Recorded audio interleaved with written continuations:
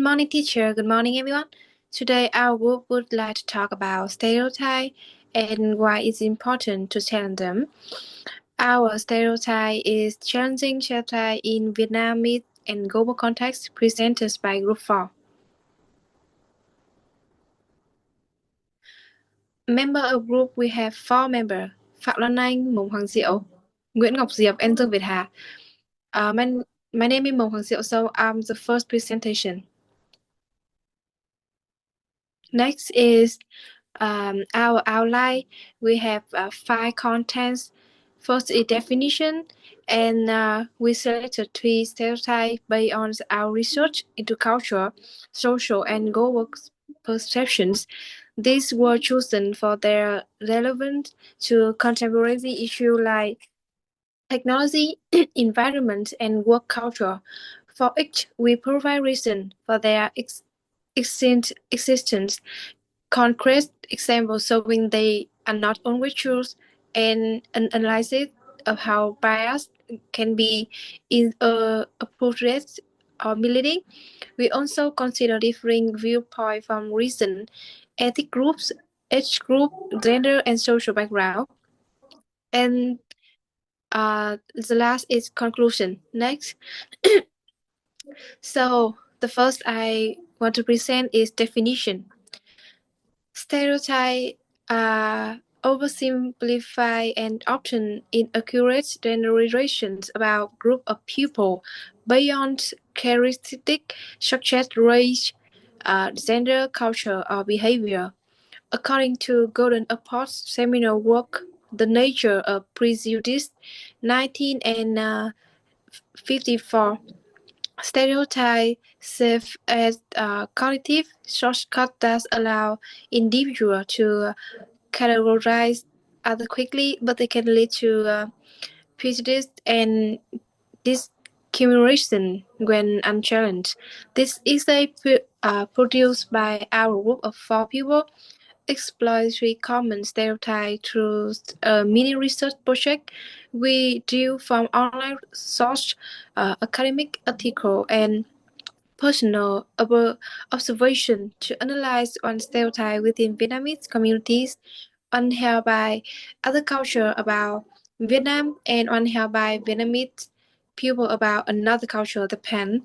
For each, we explain the origins, demonstrate why they are misleading, and consider diverse perspectives.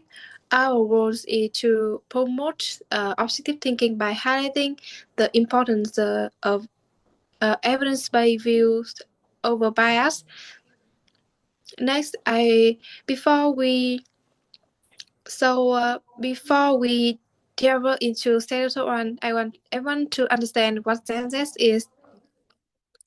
Gen Z is defined as the generation of people born between 1997 and 2012.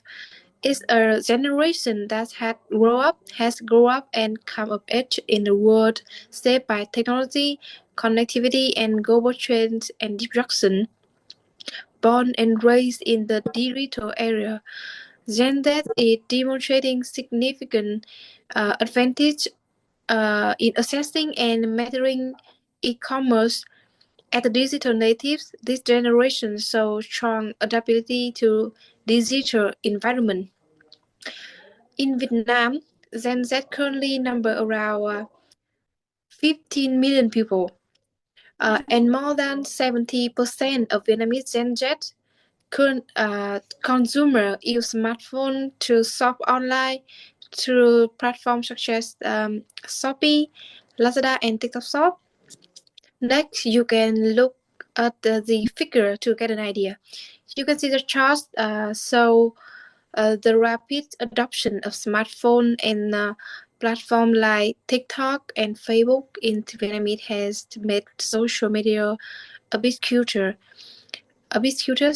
According to 2022 report by the Vietnamese Ministry of Information and Communication, over 70% of Vietnamese internet users are under 35, with social media dominating daily life. Next, I will present a stereotype on young Vietnamese people are addicted to social media and lack critical thinking skills. So to explore this stereotype, uh, I want to what does this stereotype mean? This stereotype suggests that young Vietnamese people use social media mainly for entertainment and mindless consumption rather than for learning, analysis, or productive purpose. It implies that they are easily influenced by online trends, lack independent judgment, and do not evaluate information critically. As a result, young people are often perceived as digitally dependent and intellectually perceived. This generation reduce a diverse generation to a single negative image and ignore individual different in motivation, education, and social background. The following is the full content of my presentation. Next, with how we will help everyone understand this issue better. Next is conclusion. Okay, so to conclusion, all of our stereotype, challenging stereotype is crucial because they perpetuate division, hidden empathy, and the story leading to discrimination or poor decision making. As apart 1954 agreed, unchecked stereotype fewer prejudice, but objective thinking grounded in evidence and diverse viewpoint foster understanding. By examining this stereotype, our group learned the value of research. What began as assumption deliver new truths like Vietnamese youth digital innovation or Japan work reforms.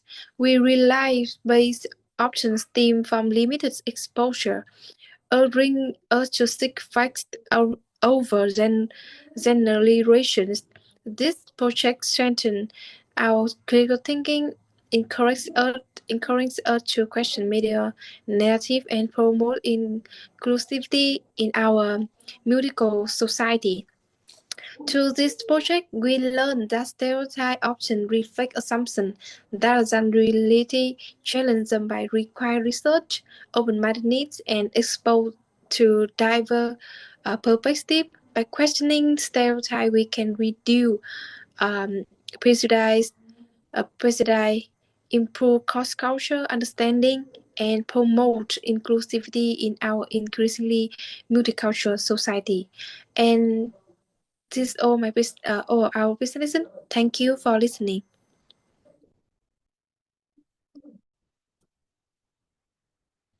Hello, teacher. My name is Dương Việt Hà, and today I will talk about a common stereotype about Vietnamese youth and their use of social media. I will discuss why this stereotype exists and explain why it is not always true.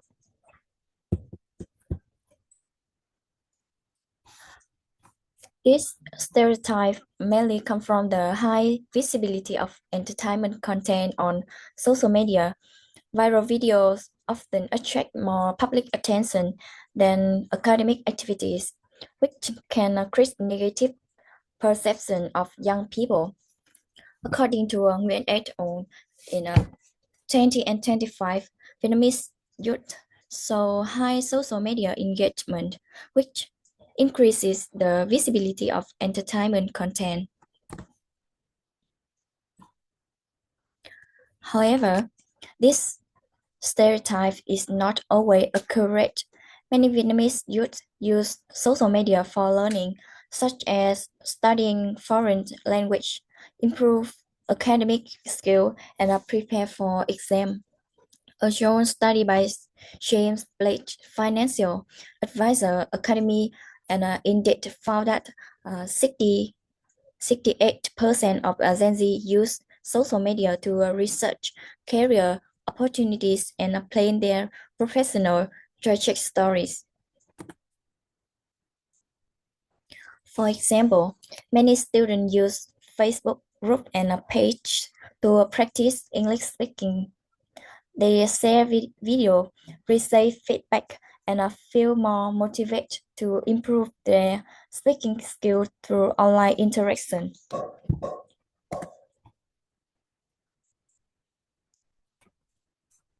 Social media also support youth entrepreneurship.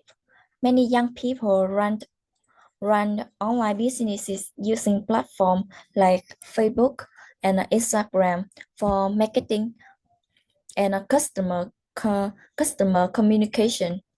Example, mini SME fashion branch reaching international customer.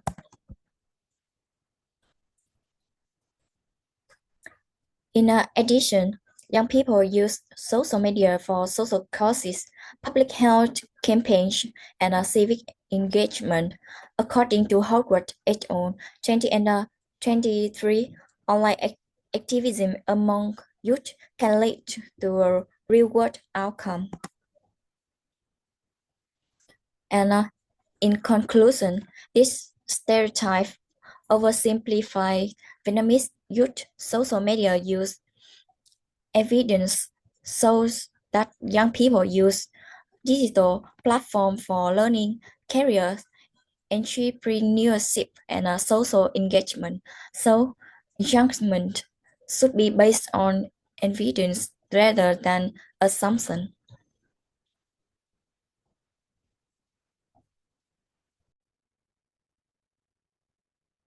My name is Phạm Văn Anh. Today, I would like to talk about a common stereotype related to Vietnamese and environmental protection.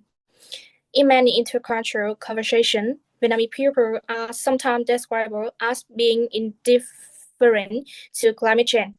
This stereotype appears in international discussion and even among Vietnamese people themselves. In this presentation, I will explain what this stereotype means, what it exists, and why it is not true.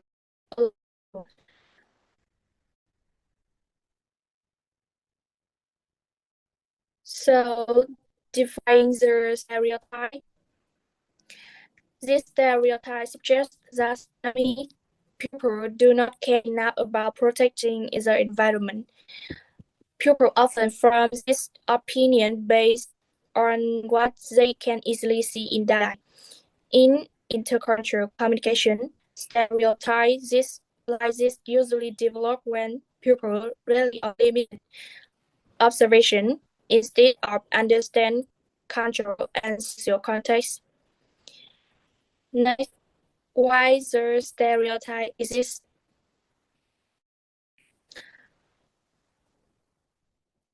First, daily life observation.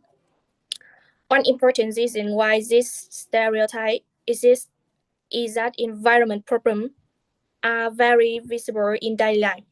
For example, plastic bags are commonly used for food and drink, and trash can sometimes be seen in public areas. And when these actions are observed repeatedly, they are quickly rendered light and used to just the whole country. Next,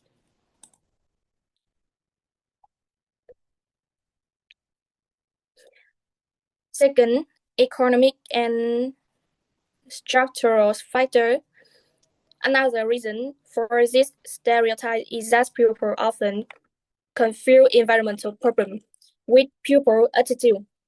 Flooding, pollution, or weak recycling systems are usually linked to infrastructure and development issues. In addition, many people must prioritize income and daily survival, which can make environmental concerns seem less urgent. Third, media representation. Media also play an important role in maintaining this stereotype. New reports often highlight person, environmental violation, or climate disaster. However, positive efforts such as community cleanup or green initiative receive less coverage, creating a one-side image. Next, why the stereotype is not always true? Although a stereotype exists, it does not fully reflect reality. In recent years, environmental protection has become a more important issue in Vietnam. Climate change is officially recognized, and sustainable development is increasingly discussed at both national and local level. Next, even this of change, youth and society. One of the strongest sides of change can be seen among young people. Men Vietnam is just actively participate in environmental and promotes lifestyle.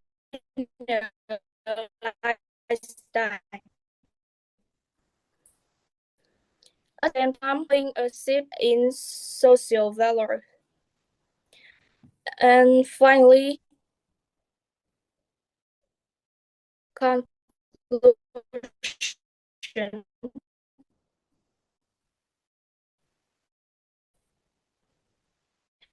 In it enough economic condition, social priority and reason positive change from an intercultural communication perspective, understand context is essential. And instead of choosing based on stereotype, we should recognize both the challenges and the effort made by different cultures. Next up is the presentation. Hello, teacher. My name is Nguyễn Ngọc Diệp. Today, I would like to talk about Japan and work-life balance, especially in the post-pandemic context. This topic is interesting because Japan is often associated with overwork, but in reality, this image is changing. In this presentation, I will discuss three main points: the stereotype, why it exists, and why it is now outdated. I will also give example of how younger generation and companies are shifting towards a more balanced work culture. The first point is a stereotype that Japanese employees accept overwork without complaint. Many people believe that working long hours is normal in Japan and that employees are expected to give their personal time for the company. This often means staying in the office late every day, even after finishing on tasks, and putting aside hobby, rest, or time with family. Some employees feel pressure from colleagues and managers because leaving early may be seen as lazy or irresponsible. For example, there are stories of office workers who regularly stay work until 10 or p.m. symbolize the dedication. Now, the stereotype creates an image of Japanese workers as people who silently accept extreme workload and prioritize their job over personal happiness or health. Now, let's move next. Why does this stereotype exist? This stereotype exists because of Japan's long history of strong work dedication and loyalty to companies. Traditional staying late and working hard work considers a sign of responsibility and professionalism. One extreme example is karoshi, which literally means dirt caused by overwork, and it has received international attention. International media often focus on shocking of extreme case of stress and exhaustion caused by overwork. When people only see their extreme example, they tend to generalize it in May to all Japanese employees. Over time, their repeat reports have reinforced the stereotype globally, even though it does not represent the reliability for every worker. Finally, why is the stereotype outrage? Especially after the COVID-19, Japanese companies have introduced remote work and flexible hours, allowing employees to manage their schedule more effectively. Mental health awareness has also increased, and more companies are providing counseling or stress management programs to support workers. The younger generation are increasingly questioning traditional expectations, often refusing to work excessive overtime. For example, surveys show that employees under 3 now prioritize personal well-being, family, and free time more than older generation. This culture shift indicates that although, in my opinion, this trend is very positive because it allows people to live healthier and happier lives while still being productive at work. In conclusion, although Japan has long been associated with overwork, these stereotypes is no longer fully accurate. Since after the pandemic, such as remote work, flexible hours, and mental health awareness have reshaped the working cultures. The younger generation are leading the way towards a more balanced lifestyle. Therefore, it is important not to rely on Japanese employee based on stereotypes, but to recognize the individual realities. Personally, I think this shift is encouraging for the future of Japan. This is the end of my presentation. Thank you for listening. Okay, so to conclusion, all of our stereotype, challenging stereotype is crucial because they perpetuate division, hidden empathy, and the story reality leading to discrimination or poor decision making. As a report 1954 agreed, unchecked stereotype fewer prejudice, but objective thinking grounded in evidence and diverse viewpoint foster understanding. By examining this stereotype, our group learned the value of research. What began as assumption deliver new truths like Vietnamese zoo digital innovation or Japan work reforms. We realize based options stem from limited exposure, urging us to seek facts over generations. This project strengthens our critical thinking, encourages us to question media narrative and promote inclusivity in our multicultural society.